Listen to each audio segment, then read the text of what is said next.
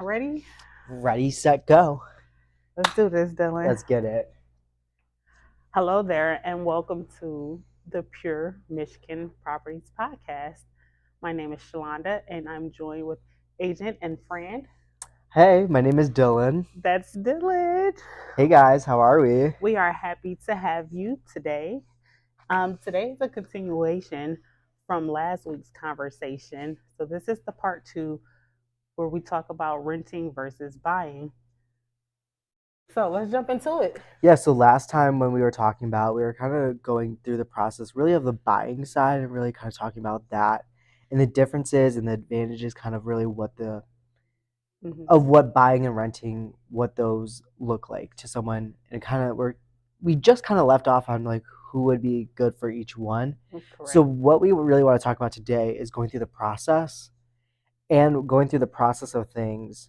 Really, if it resonates with you, maybe then that sounds like a good option for you. Yes. But I always tell people, like, it's good to just always consult with a real estate expert. Absolutely. Just because, listen, like I said last episode, we're doing a very blanket kind of podcast where like we're just going to give you all the information, and then we can take it from there and see what the best avenue is. And too, right? We understand that buying is not for everyone. 100%. And renting, it's a necessary process as well. At the end of the day, we just want to get our clients into a place. We just want you to get somewhere where you're comfortable, where you lay down at night and you find peace. It's peaceful. I don't think I can word that better. But actually, before we start, I brought up a interesting Michigan fact that I wanted to bring out. Ooh. That I thought you would actually find interesting. Let's see. I read online, Detroit actually had its first 3D printed home and is now on sale. It's on the market. So if anyone's looking for a 2-bedroom, 1-bath, 988 square feet home for $224,500, you might want to get in contact with us because we can get you into it. A 3D printed home. What does that even look like? So you know how like people like use like those like, it looks like wax in a way. You know, like they'll like make things with it. Okay. So this company, they have a machine, and what it does, it literally prints a home. I'm not too sure about the details on it. It just came to Michigan. No, that's fair. I think the project started like around October, and it's now available on the market for people. And I was reading what the whole goal of this, they call it like a project basically. What really the project is about is it wants to help bring down home prices. Okay. So that its home is more accessible to more people. Do you know where this property is? I'm not 100% sure. I didn't really go into the nitty-gritty with all of that. I just know it's in Detroit. Okay. So yeah, if anyone's looking for a $224,500 3D printed home in Detroit. And I think that's a call to action for us, a field trip day. A field trip? I love it. I love it. Nice. So I thought I wanted to bring that onto the podcast today, but I think we should actually just jump right now into the actual information. Yeah, let's get to it. Perfect. So let's transition where we left off. So we're talking about the buying and renting process, but now we're going to be talking about the process of the buying side and the process of the renting side, breaking that down step by step. Okay? So what we're going to talk about now is the buyer's consultation. Shalaunda. Yes, Dylan. What does your buyer's consultation look like? So my buyer's consultation basically is a sit down where myself and a client, we would go over, for one, what the realtor's responsibilities and duties are. Mm-hmm. And we'll move forward in the process as to planning out what that vision looks like for the client, the home buying process. What are some goals? We evaluate goals, short-term, long-term goals, so that we implement that during this process as well. I don't want anyone to, home buying process could be overwhelming sometimes, and I don't want you to forget like what your short-term and long-term goals are, right? So we consider those things. Next, we go off into evaluating what your financial position is. That means, hey, have you actually sat down, take a look at your financial position, your income, your expenses, affordability, and have you pulled your annual credit report so that you know what is, if there's any issues you have to address, any blemishes. 100%. Um, but Because that truly is important, yeah, especially about absolutely. like knowing your finances, Hmm. and that's something that, in a way, like our clients are gonna have to be a little bit vulnerable to. Like Yeah, they'll have to like it'll show. But that's why we have that conversation with our that's clients. right. And here's the thing too, right? Sitting there, and don't take this the wrong way. Like I don't like anyone telling me about my financial, Right. right? Because they've worked for me, Mm-hmm. right? So let me sit down and explain to you my financial situation, and then we can devise a plan that will work around what I have going on, and that's what I want for my clients. And I always will say this: there's always a plan. That's the Yeah. thing. Is like I feel like a lot of people get scared, especially like when we talk about like the financial aspect of real estate. They're Hmm. like, okay, actually, never mind. I don't want to talk about it because it's one of those things that they want to. A lot of people like just don't want to talk about it. It scares them. They just don't know about it. And that's the thing. I feel like if we have those more challenging, tougher conversations head on, then it just the rest of the process is a lot more easy. So 100%. I mean, it's just one aspect, but there's so yeah, many more aspects that really are the, I guess you can say, the more enjoyable things, and like that I'm excited to get into that about absolutely. with thing. But tell me a little bit more about your consultation. Yeah, so after we've explored financial position, we talked a little bit about down payment, what the plan is going forward, and criteria. We sit down, we go over criteria. What type of home are you looking for? What Right. is the significance behind it? Right? What does that look like for your family? I really get into detail, Mm-hmm. like as far as what size bedroom set do you even have, so we can understand what dimensions you need That's genius. for your bedroom sizes, and even a big thing for me if for the client, if having dinner with their family is something that they enjoy and look forward to, what does your living room and dining room space look like, right? Are Mm. you a rectangular type of dining room person or a circular? Like that just plays major factors in understanding what your needs really are. So let me ask you this. So you're asking about your clients like kind of lifestyle in a way, Yeah, saying like, absolutely. hey, listen, yeah, we're gonna find you the house, but we want to make sure the house works for you Hmm. rather than you work for the house, right? Absolutely. Yep. We want to make sure like, yeah, if you do, let's say, family game night, is there enough room for you to do Hmm. Twister on the ground? Like That's I right. love a good game of Twister. Twister is um, fudge. so I love the fact that you brought that up because I think that's very important. I think that's a lot of things that people miss, and that's why a lot of people they move into their house and like after the first year they're like, this is not going to work out Right. Yep. because they didn't understand there's a lifestyle aspect to home buying Indeed. that is very important because if we love our lifestyles, right? Everyone has a lifestyle that they want to live and they want to Hmm. maintain. If you Yep. aren't able to maintain your lifestyle in the place that you call home, that's to me a big issue. I, I I'd be upset every day. Indeed. So, and then moving forward in the process, we then touch on getting in contact with a loan officer to get the pre-approval. Yes, Yeah. So yes. that because that pre-approval is the next step, right? So, Mhm. and I'll let And you touch on that, Dylan. How about yeah, that? so that's when we're gonna connect you with a good mortgage rep who will help you get that pre-approval. And a pre-approval is basically a pull of your credit, kind of like will help understand what your buying power is, and it helps after that step. Then we can go see homes, Hmm. and like that's really, to me, I like to say it's like the key that unlocks the doors, That's right? right. Um, but a lot of people get scared about that because it is a pull on your credit, soft pull, hard pull, whatever. But it really is going to be that one key determining factor Hmm. that will show you what is the best options, right? We can talk about it all day, Yeah. but I like to say numbers don't lie. Yeah. Um, and I think that's very important for a buyer to understand really where their financial aspects are to home buying in that aspect. That's right. So I think a pre-approval, and honestly, I tell my clients, I'm like, I'm not going to take you out to see homes until I see your pre-approval.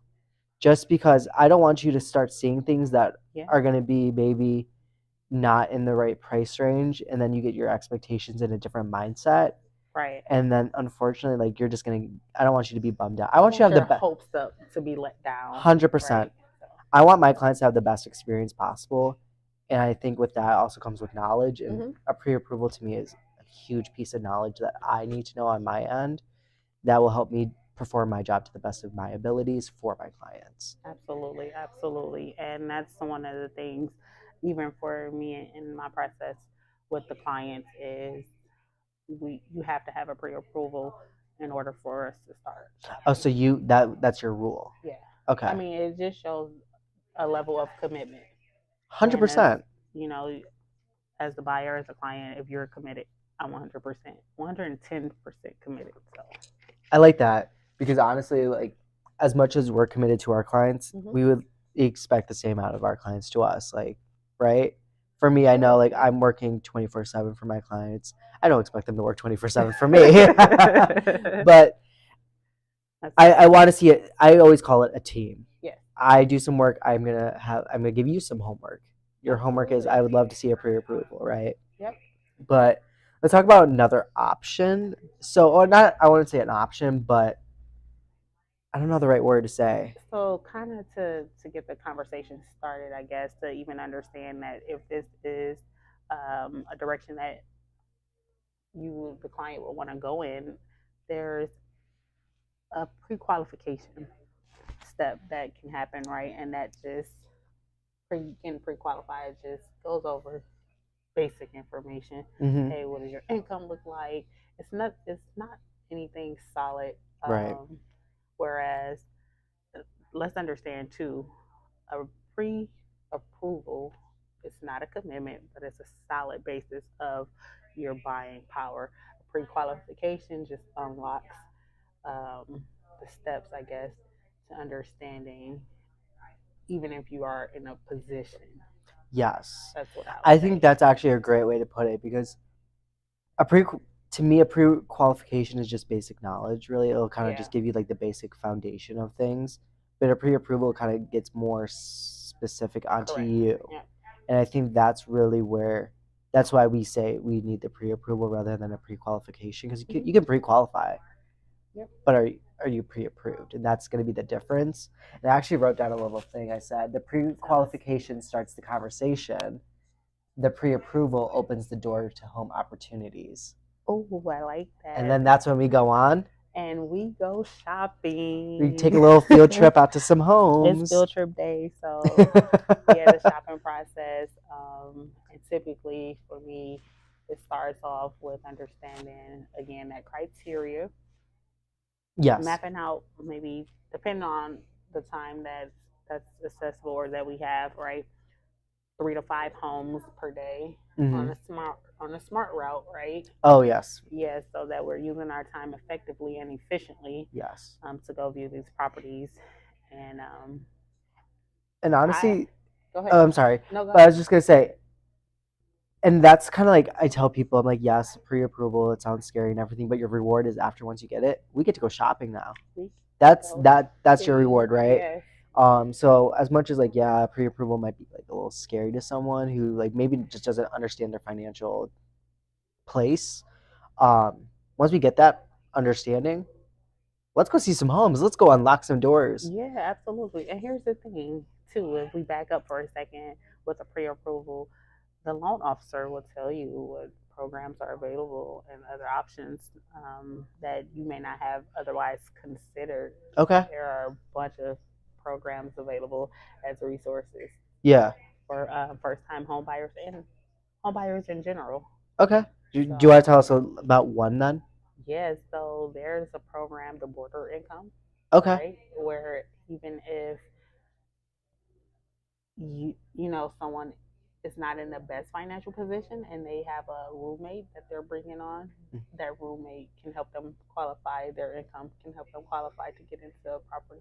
And how many people do you think didn't know about that? See, that's why having these kind of conversations are so important, because you don't know what you don't know, right? Until you learn. Until you learn. So, yeah. So jumping right back over to get shopping and things like that, because that's That's my favorite part of the job. What I like to do for my clients is once I have an understanding to what it is they're looking for, I try to preview the properties beforehand. Oh. Yeah, so that they're not, again, we're using our time as efficient as I was we gonna can. say, because I understand. Like, I bet your clients are busy. They have things to do during the Absolutely. day. That taking them to houses that maybe didn't even fit into what they were looking for until you saw it. I mean, I know clients who would have been like, "You're just wasting my time now." Well, let's think about it, right? When you see photos on the internet, those are just puzzle pieces, Mm-hmm. right? You don't get the full illustration or overview of the property until you're there. I always take the photos with a grain of salt, to be honest. That's one way. When I first look at an MLS ticket, I will always read through it first until I look for, but I won't look at the photos right then and there. I'll read through it. I'll scroll through the photos. Not really. I don't really like look at them in detail, just because photos get enhanced, photos get digitally altered. Correct. So you know what? I mean, you can walk into a house and be like, "This was not what I saw online," and that's why I think it's smart that you preview them first, because you can just knock them off your list then. Yeah. For your buyer. Especially if I know it's something that doesn't meet their criteria. I went to go preview a property a few days ago for a client, and during our consultation, she had already stated that, hey, I don't want a property that's like in close proximity to the neighbor's home. And this property, literally, if you were to open the window, you could touch your neighbor's house. So just let me check that one off. Yeah. Because that was one of her major no-nos. Okay. Deal breakers. Right. And I bet you it made you feel good as an agent, because you know what, she didn't have to tell you, because you already did it yourself. Yeah, absolutely. And that's really where I think having a good realtor by your side, like, that's kind of the service you get. Is you're not going to be taking on, as like a client, you're not going to be going to 50 million homes and no, we're only going to crossing off 49 million of them. We're going to narrow down and filter out, fine tooth comb the properties, so that, gas is expensive. Oh yeah. We're going to Michigan winter. Yeah. We don't want to waste your gas. We don't want to waste your time. That's it. We're trying to be as efficient and effective as possible. We want this to be a great experience for you. But so let's talk about, after we find your dream home, right? Yep. So as soon as we hear, this is what we want. This is it. This is the one. Guess to watch the facial expression. This is really where I think your realtor gets focused. They're in the zone, because now we're writing an offer. That's right. We're writing an offer. We're getting it submitted over to the listing agent, and we're getting it accepted. No ands, ifs, or buts. We're getting it accepted. That's the fun part. It's so fun, and honestly, like, that's where, like, I think I shine in my job, is because I love doing that, and I love working with other agents. I think it's so fun. Right. So I think as soon as I hear, like, those words out, like, my client, I'm like, I'm ready. I'm in the zone. Let's go. Let's get it to the closing table. Let's get it to the closing table, because once the offer is accepted, then once you get your offer accepted, guess what you get? Well, I mean, you go to the closing table. Once you get to the closing table, you get the keys. You get the keys to your brand new offer is accepted. Your realtor has to do the rest of the work. Really, I mean, and a lot of it is like behind the scenes kind of stuff. Like, we'll communicate with you, we'll keep you in the loop of things, and then make sure everything's going smoothly, just so that you're in a winning scenario. But really, as soon as you tell us we want to put an offer, life is great. Life is bright, sunny, and shiny. Let's get you into a home. Let's help you secure the keys to your future. I love it, Shalaunda. And unlock your legacy plan. I love it. I love it. That's it. So, sounds pretty simple, right? It sounds pretty simple. And guess what? It is pretty simple. I think it is. It's not hard. Especially with a great realtor. It can be really simple. I think that's the key difference, though, is from being in this industry, you realize that there's not good realtors, but there are good realtors. And it's really figuring out where that difference is. And honestly, it's just who's going to be on your team, right? I It's all think about about the I team. I love I love using the word team because it's not just an I or you, or it's not just a me or whatever. Mm-hmm. Because you really do have a team behind you, and I think having a good team is really where you succeed. Absolutely. So making sure you have the right people by your side, helping you through this, that's how you succeed. Absolutely, I would agree. Yeah. So now that we kind of went to the buy side, let's talk about the renting process of things. So do you want to kick us off by starting off what happens? Yeah. So for you all, for everyone who has understand or has an understanding that the buying process is not for you and you would like to continue to rent or transition into renting, because we do have some individuals who once owned who would now like to go into Yeah, it renting, makes sense for them to right? rent. It just makes sense. So what that process looks like is you may or may not work with a realtor, but there's always an option to work with a realtor. Mm-hmm. And to get started again, having a consultation is part of the first step in the process. Mm-hmm. And then finding properties that meet your criteria. So Um, with that, let's say you're working with a realtor, right? yeah. They're already going to start pulling those properties for Yep. you, or you can go onto like websites like apartment.com, Zillow, all those different things, and they'll pop up all the places they have available for rent. Mm-hmm. Um, like I said, if you're working with a realtor, they'll do all that for you, and then they'll either go preview the properties for you, and tell you which ones they want you to come to, or they'll just bring you along. And then, because when I was working as a leasing consultant, we would have realtors come into our office, Yeah. saying, "Do you co-op with realtors for renting?" I was like, "Okay, yeah, let's have a conversation. Yeah. Bring in your client. We'll give them a tour. We'll see if they like it. If it makes sense for them, then we'll Yeah. continue the process." Um, but I think it is smart to work with a realtor when going through Absolutely. renting.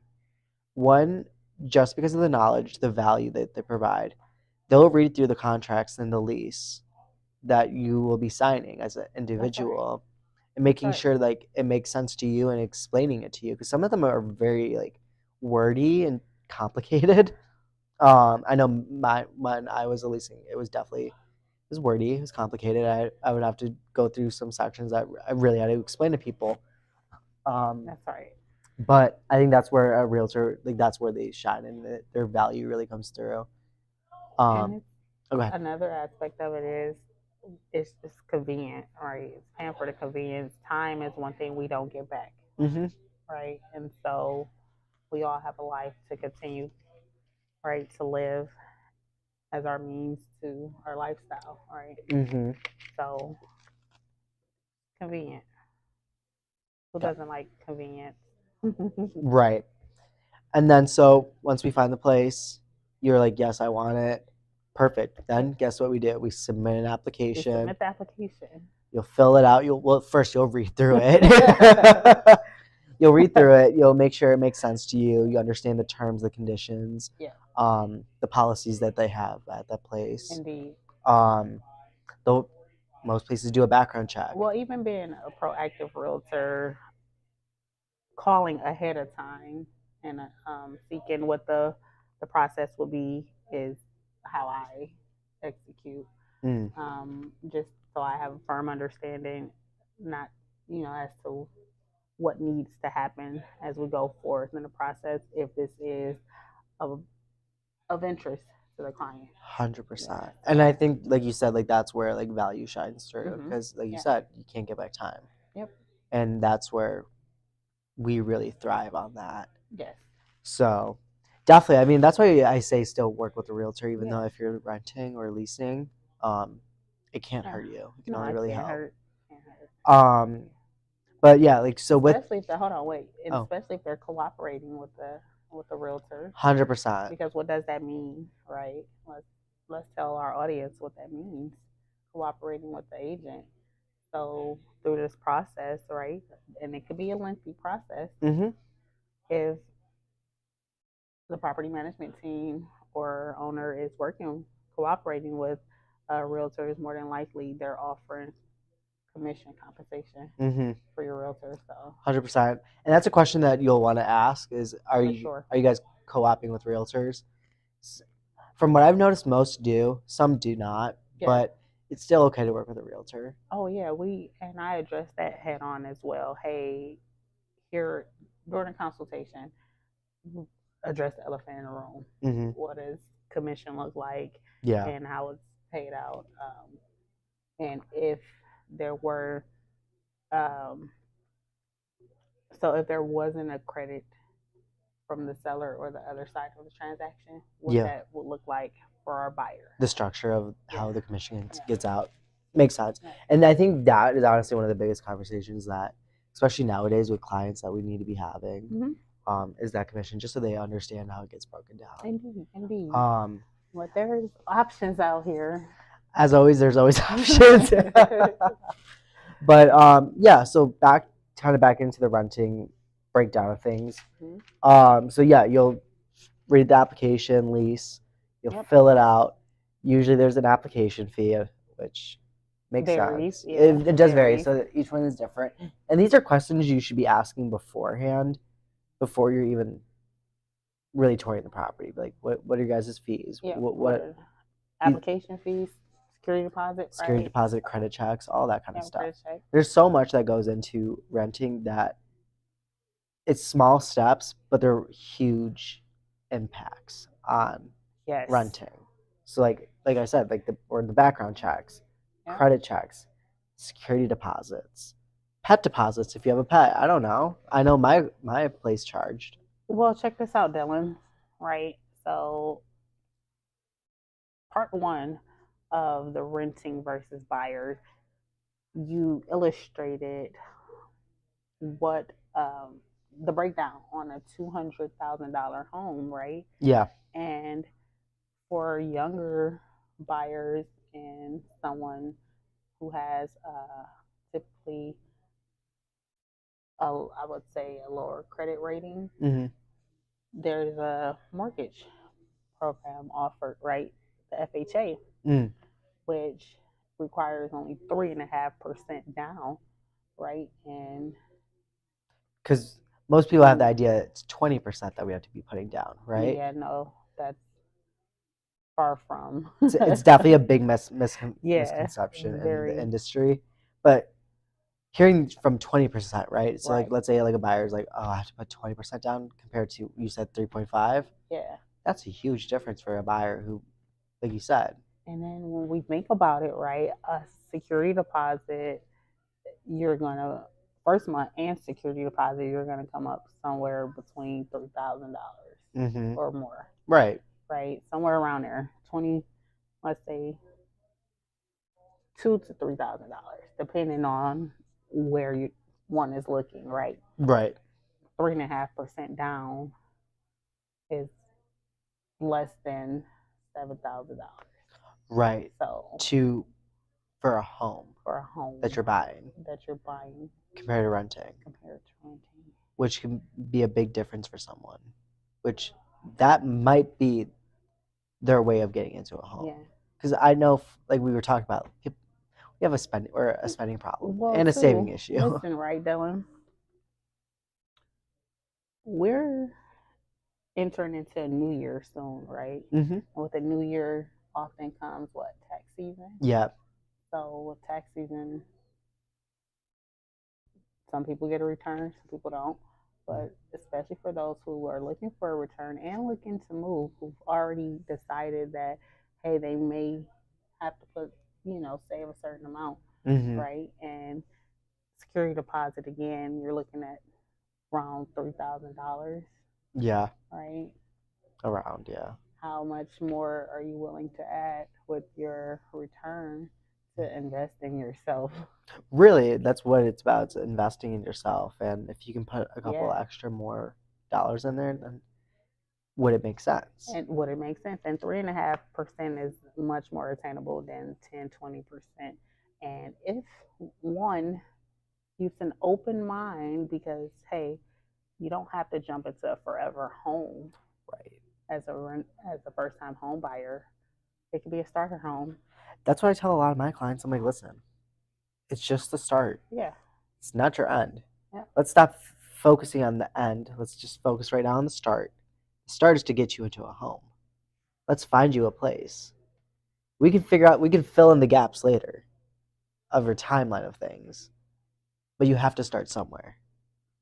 Starting now is better than never doing something that you always wanted to do.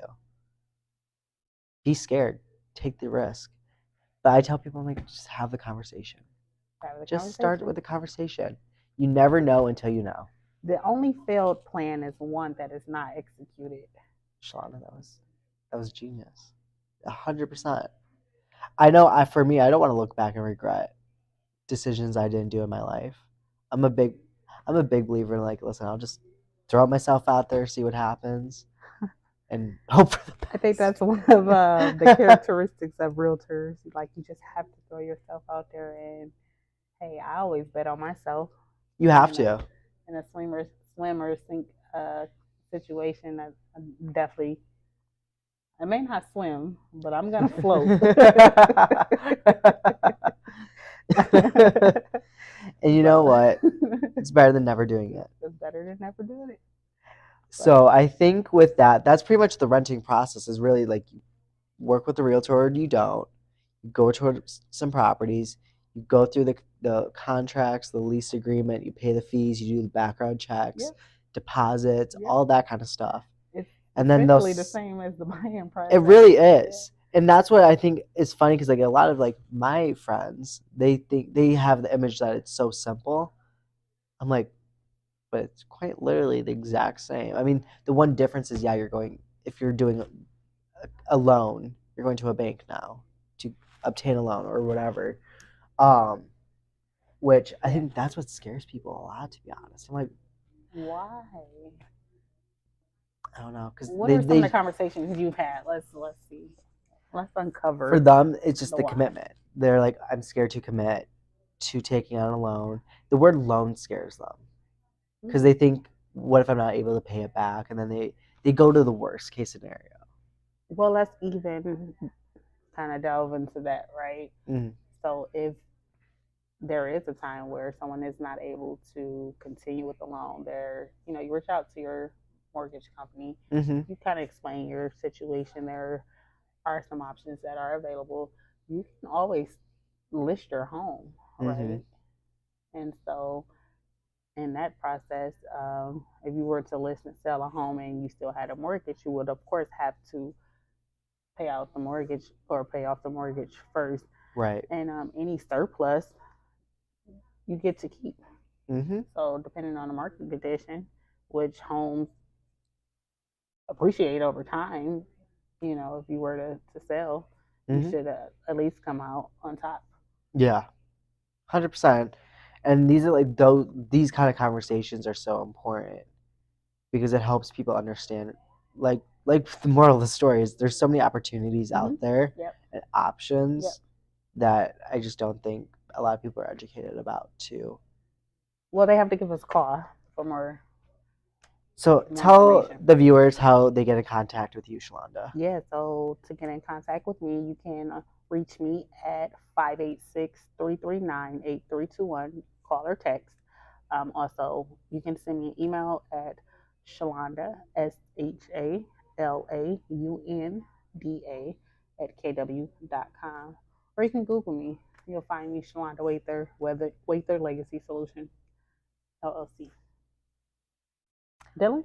So, easiest way to find all my contact information is if you just Google Dylan Mostyn Real Estate, or Dylan Mostyn, DYLAN MOSTYN, Real Estate, and then it'll most likely it's literally the first link on there. Just click the first link. It'll have my name, it'll have my email address, and then if you want to find me on social media, it is Dylan, DYLAN Mostyn, MOSTYN Real Estate. It's my Facebook, it is my Instagram, it's everything. You can just find me there. Yeah, Facebook. Well, who am I on Facebook? Shalaunda G. Wather Realtor. Yeah. On Facebook, and Shalaunda _the_ Realtor on Instagram. Ah. Yeah. And but then, I'm not on Instagram as much, though. we actually we started a TikTok page, so if you wanted to check that out, it's called Pure Michigan Properties. I think if you search Pure Michigan Properties podcast, it will still show up, but unfortunately, we just couldn't do that long of a title. So That's right. you can find us on there. You'll find a lot of shorter clips of these podcast episodes on there. If you want to just take a little glance over there, but keep tuning into the real podcast. And Yeah. we are excited to give you part 5 in the next episode. So we will see you next week. See you Wednesday, you all. Thank you for joining us. Bye, guys.